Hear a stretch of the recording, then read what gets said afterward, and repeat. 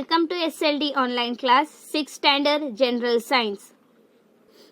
We were in the chapter 11 work and energy. हम 11th chapter में थे, वो work and energy है जिसके हम work का definition पढ़े थे और types of relationship between work and energy. In my last video I had explained you the forms of energy, mechanical energy, and in mechanical energy two types of energy are there, that is potential energy and kinetic energy. Then we read about heat energy, light energy, sound, chemical energy.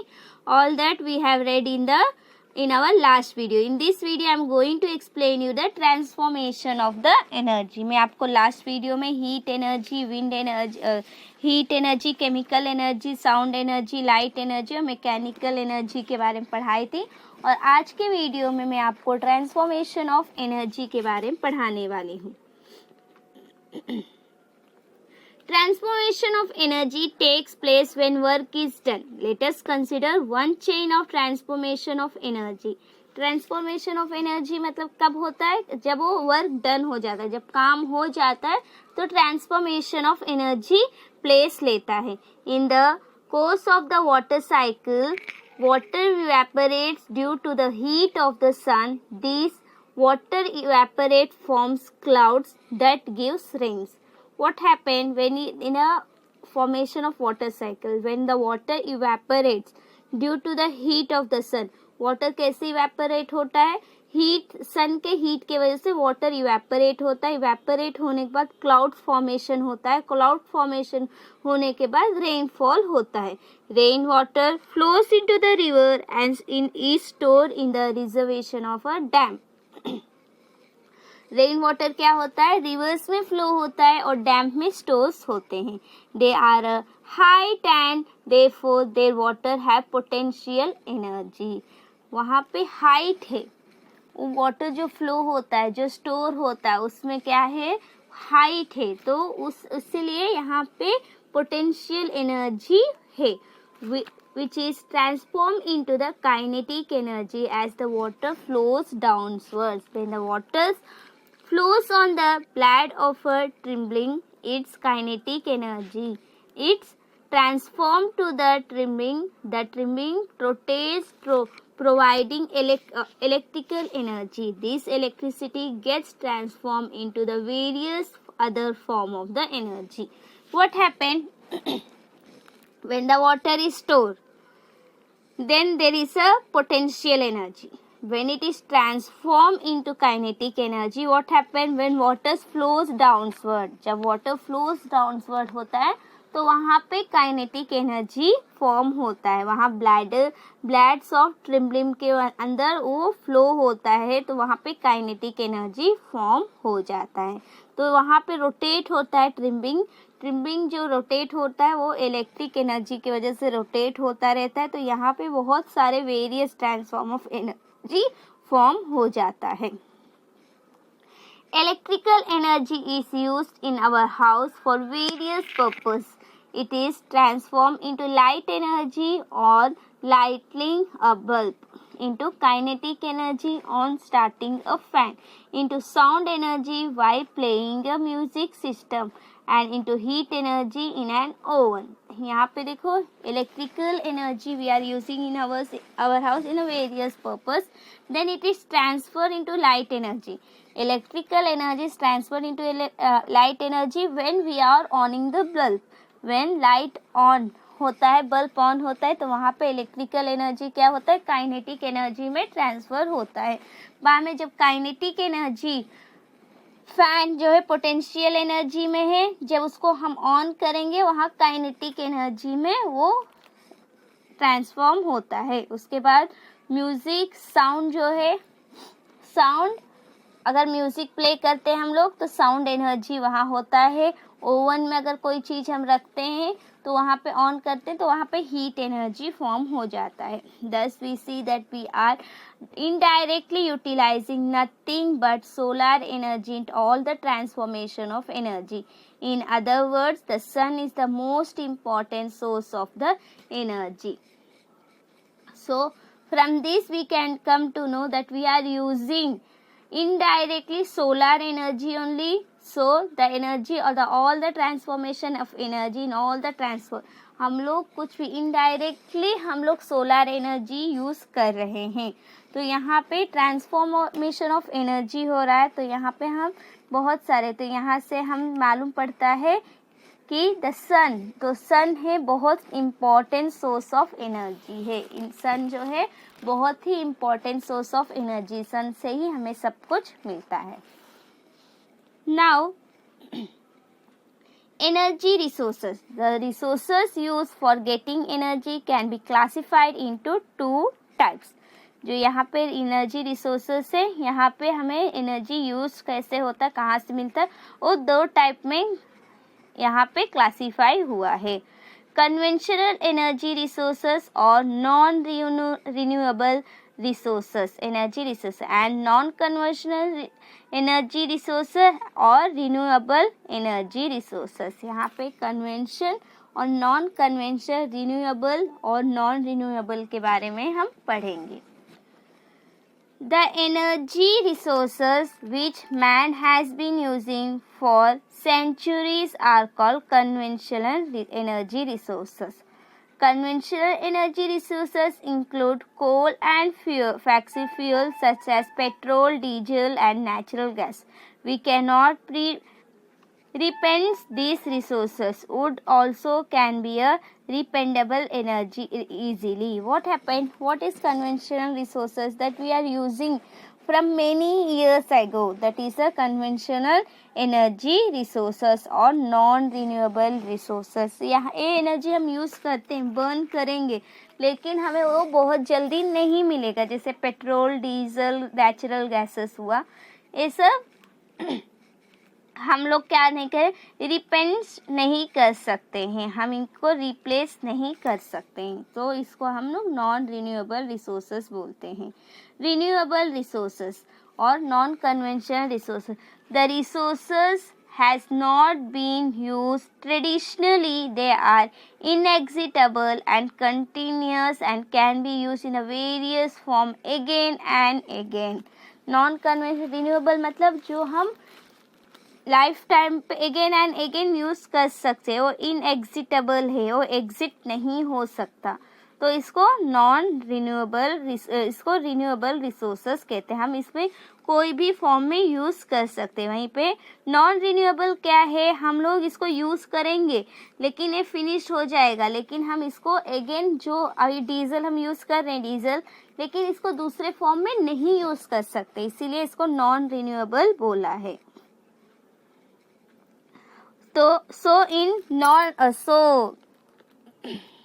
Now in renewable, non-conventional, they are the forms of energy, that is solar. We will learn about first solar energy.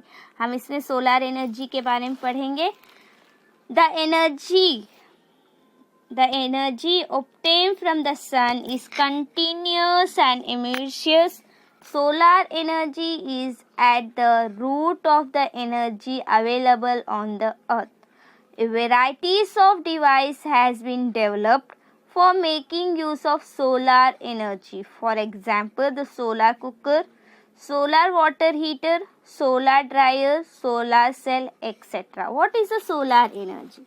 Solar energy is nothing than that we get from the sun only, and it is a root of energy that is available on the earth. Solar energy क्या है, वो हमें सन से मिलता है और वो एक रूट है जो एनर्जी अवेलेबल है अर्थ पे।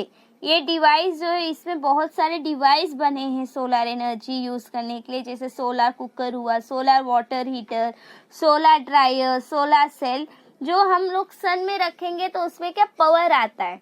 अगर सोलर लाइट भी आया है, सन में रहता है, धूप की वजह से उसमें पावर आता है। आप अगर आपके घर में लाइट नहीं रहेगा, आप वो कनेक्ट करके सोलर से लाइट यूज़ कर सकते हैं। तो यहाँ पे देखो पिक्चर में दिया है सोलर एनर्जी कैसे हमें मिलता है।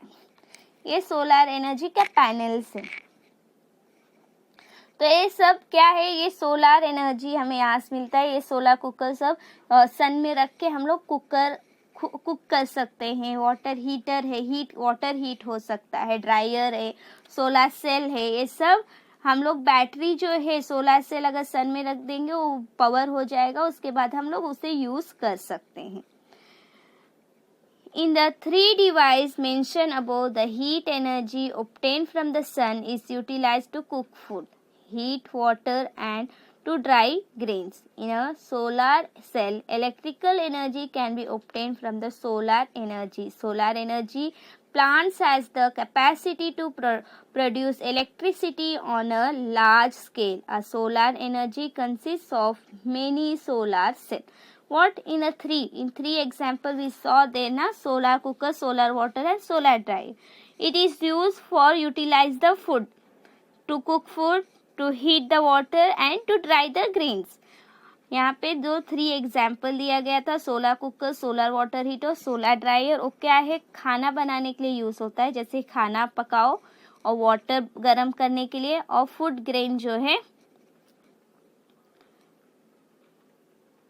फूड ग्रेन ड्राई करने के लिए ये सब यूज़ हुआ है. उसके बाद जो सोलर सेल है, सोलर सेल जो है वो किस लिए यूज़ हुआ है, वो इलेक्ट्रिकल एनर्जी ऑब्टेन होने के लिए यूज़ हुआ है. जैसे सोलर एनर्जी को solar electrical plant capacity to do work in a large scale.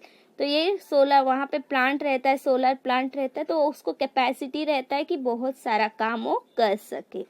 Now wind energy.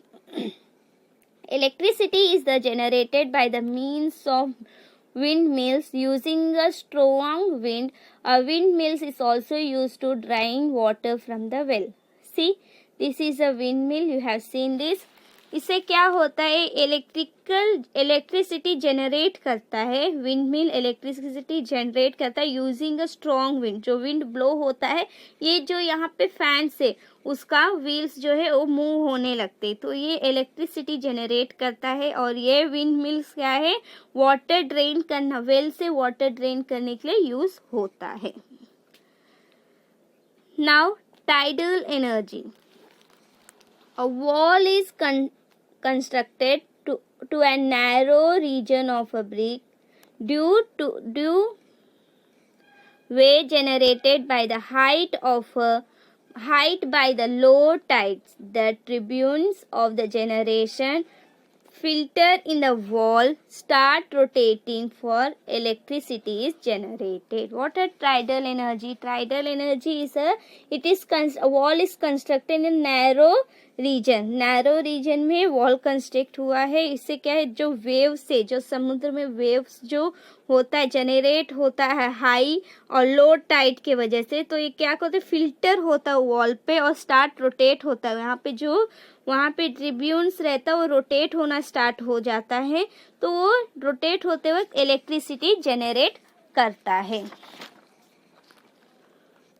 Now hydro electricity और hydel power.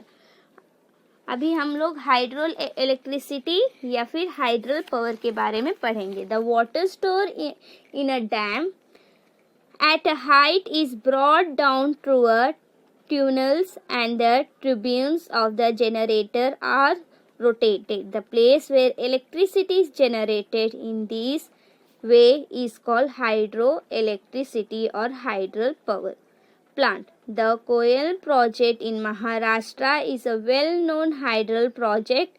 There are also other small hydroelectric plants located at the other dam city. See here in the picture you can see the water that is stored in a dam at a high is brought down toward tunnels and the turbines are rotated and it generate the electricity. यहाँ पे देखो, आप देख सकते हो जो water store हुआ है हाइट पे, उसको डाउन नीचे लाया जाता है.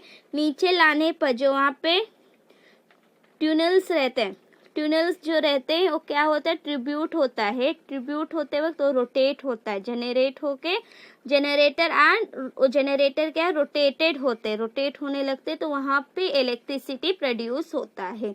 तो इसे हाइड्रो पावर या फिर हाइड्रो इलेक्ट्रिसिटी पावर कहते हैं. Now energy obtain from oceanic wave. Energy जब ओशैनिक वेव से ऑब्टेन होता. While sea wave moves up forward in a certain direction, the water moves up and down regularly at the position. These two can be use to generate electricity. क्या होता है ocean में जब waves रहता है, while in a sea, waves move forward in a certain direction and the water moves up and down regularly at the position. These two can be used for generating electricity. जो भी सी में waves रहता है वो आगे आता है, आगे आने के बाद ऊपर नीचे वो रेगुलेट होता है, रेगुलेट होने के बाद वो जनरेट करता है electricity. Now atomic energy. The serious restriction of electricity storage can be eased by the generating electricity by the means of atomic energy. The heat liberated during the fusion of atoms at a heavy element such as uranium, thorium is used to generate electricity. जो atoms रहता है वो electricity short में अगर वो होता है electricity वहाँ पे जनरेट होता है एटॉमिक एनर्जी से. तो यहाँ पे जो हीट लिबरेट होता है फ्यूजन ऑफ एटम्स, जब एटम फ्यूज होता है तो हाई एलिमेंट जैसे यूरेनियम हुआ, ट्रोनियम हुआ, ये क्या होता है इलेक्ट्रिसिटी जनरेट करते हैं. So energy saving and green energy. In a wave, saving energy is as good as generating energy. There are several ways of saving energy such as putting off lamp when not needed, making maximum use of sunlight. अगर हमें energy save करना और green energy है, यहाँ पे हम energy जितना generate करते हैं वो सेव भी कर सकते हैं उतना ही. जैसे अभी जब काम नहीं है हम लोग लाइट ऑफ कर सकते हैं और मैक्सिमम हम लोग जितना हो सके सनलाइट यूज करें etcetera. Saving energy and energy resources is very necessary, otherwise we will have to face serious calamity like global warming. अगर हम एनर्जी नहीं सेव करते, if we are not saving energy, afterwards we are going to suffer many things like global warming. हम लोग बहुत सारे, अगर हम एनर्जी नहीं सेव कर सकते, नहीं सेव करेंगे एनर्जी और एनर्जी रिसोर्सेस को, तो हम बाद में बहुत सारे सीरियस कैलेमिटी फेस कर सकते हैं जैसे ग्लोबल वार्मिंग हुआ. The energy resources which do not produce smoke and carbon gases such as carbon dioxide, carbon monoxide are called green energy resources. Greater use of such resources is the need of the hour. जो energy यहाँ पे resources से जो smoke नहीं produce करता, carbon gases नहीं produce करता है, जैसे कार्बन मोनोऑक्साइड और कार्बन और डाइऑक्साइड, ये सब नहीं प्रोड्यूस से कहते हैं ग्रीन एनर्जी रिसोर्सेस. तो ये ग्रेटर यूज ऑफ हमें करना चाहिए जो स्मोक नहीं प्रोड्यूस करता है. So here I complete my chapter 11 that is work and energy. In my next video I am going to explain you chapter 12 that is simple machine.